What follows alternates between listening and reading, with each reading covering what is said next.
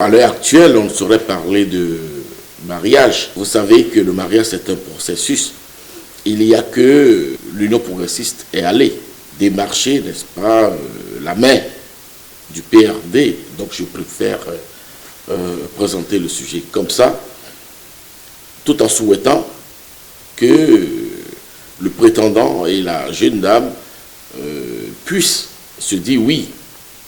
Oui, pour répondre, n'est-ce pas, au désir du président de la République, du chef de l'État, d'avoir dans le pays désormais de grands ensembles politiques pour l'animation de la vie politique de notre pays.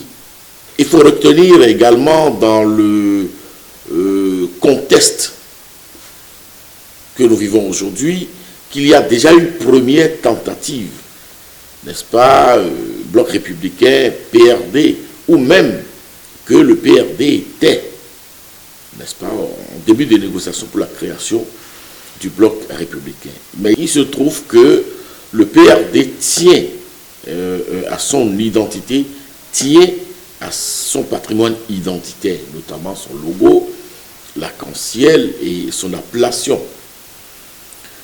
Si aujourd'hui le pas qui est fait, considéré comme certain de nous amener au mariage PRD, Union progressiste pour la création d'un nouveau parti politique, je crois que cela répond parfaitement à la vision des réformes du système partisan enclenché dans notre pays.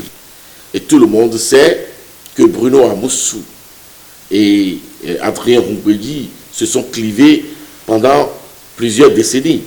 Mais aujourd'hui, comme deux épouses, ils seront obligés de conjuguer leurs amours au profit du seul époux qu'est, n'est-ce pas, le parti qui sera créé entre le Bloc républicain, entre l'Union progressiste et le PRD, dans un grand ensemble, dans un grand parti politique, dans une grande formation politique.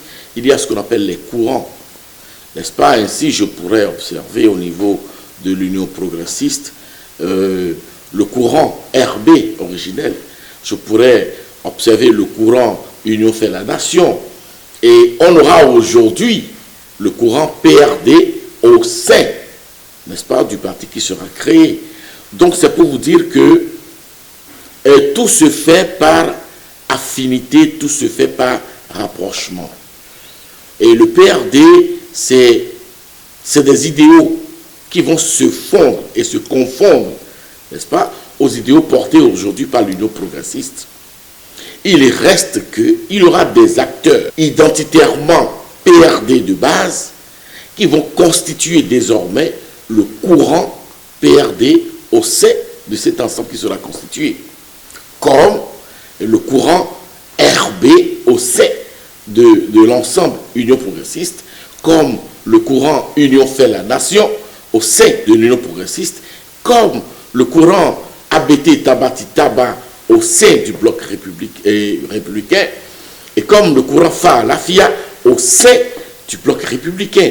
Donc, on ne saurait parler tout de suite, n'est-ce pas, de disparition totale du PRD. Maître Adrien Roubegui nous a parlé de remontada.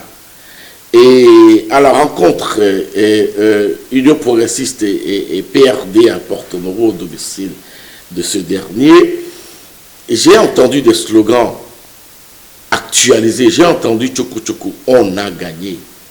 Alors j'ai comme l'impression que le PRD a mis en place une stratégie pour faire ce qu'il appelle le remontada, c'est-à-dire s'accrocher, n'est-ce pas, au bout de sauvetage que constitue aujourd'hui l'Union progressiste pour pouvoir placer, n'est-ce pas, ces cadres, positionner ces cadres pour avoir des députés, pour avoir des nominations, pour avoir des positionnements de cadres. Le PRD aura, n'est-ce pas, des cadres qui seront positionnés dans les directions centrales de la gestion du pays, aura forcément des cadres qui seront positionnés pour aller à l'élection législative de janvier prochain.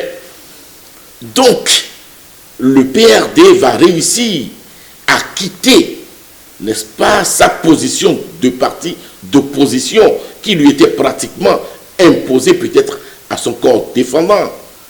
Et Maître Adrien Ngwedi nous a dit, il est temps de ne plus faire de l'opposition. Donc, en participant, n'est-ce pas, à la gestion de la vie de notre pays, en participant au Parlement avec des députés estampillés PRD de base, eh bien, Adrien Ngwedi et son PRD se seraient sauvés de justesse du naufrage qui les attendait ou qui les guettait. Figurez-vous, ils n'ont pas pu, n'est-ce pas, rassembler les 10% imposés par la législation en vigueur pour s'offrir des députés tout seuls. Et ne pouvant le faire tout seul, eh bien, je crois qu'ils sont en passe d'accepter ce mariage-là pour se donner de l'oxygène. D'autant qu'ils vont participer désormais plus activement au-delà du vice-chancelier qu'ils ont, au-delà du ministre de la décentralisation qu'ils ont. Ils vont désormais, n'est-ce pas, avoir une part plus large, n'est-ce pas, dans la participation à la gestion du pays. Alors, est-ce que Maître Adrien Ngwedi a jamais été compris au sein du PRD, compris au sein de sa base électorale que vous appelez fief? Non, je crois que Maître Adrien Ngwedi a toujours joué pour lui. Et on observe aujourd'hui, au final,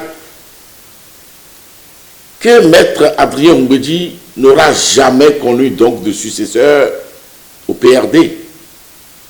Le PRD va se limiter définitivement à sa création à la présidence de Maître Adrien Ngwedi et à sa fusion avec l'Union progressiste, toujours avec la présidence de Maître Adrien Ngwedi. Ça, c'est un gain personnel pour l'avocat.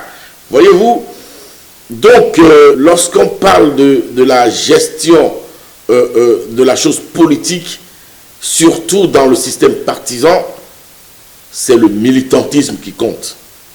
Et je crois que c'est vers le militantisme réel que nous allons désormais dans notre pays. Ce qui sera aujourd'hui ne sera plus les copinages au sein des partis politiques. Ce qui sera aujourd'hui ne sera plus le mentoring.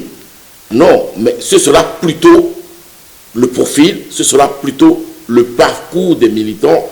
Et il faudrait que réellement les grands ensembles là constituent des écoles de formation politique pour la jeunesse et pour les femmes. Je ne suis pas militant d'un parti A ou d'un parti B, mais je dis, il ne faut pas vendre la peau de l'ours que de l'avoir tué. Et comprenez-vous, les instances du BR observent certainement avec beaucoup d'attention, les instances du BR observent certainement avec beaucoup d'attention ce qui se passe à côté d'eux et sauront prendre, n'est-ce pas, les mesures, les dispositions idoines pour ne pas se faire phagocyter par ce qui se constitue là. Non, je crois que ça va être aller trop vite en besoin que de dire que le grand ensemble qui sera créé avec le PRD et l'Union progressiste va avaler le bloc républicain. Parce que figurez-vous, nous sommes désormais de plein pied dans ce que j'appelais les affrontements pour le contrôle des grands pôles. Ça va commencer. L'affrontement pour le leadership, ça va commencer. Les affrontements pour que chaque parti politique, chaque ensemble, chaque bloc puisse, n'est-ce pas, marquer son territoire. Et ça a déjà commencé d'ailleurs. Et tout ceci va se concrétiser, n'est-ce pas, au soir des résultats de la législative de janvier prochain.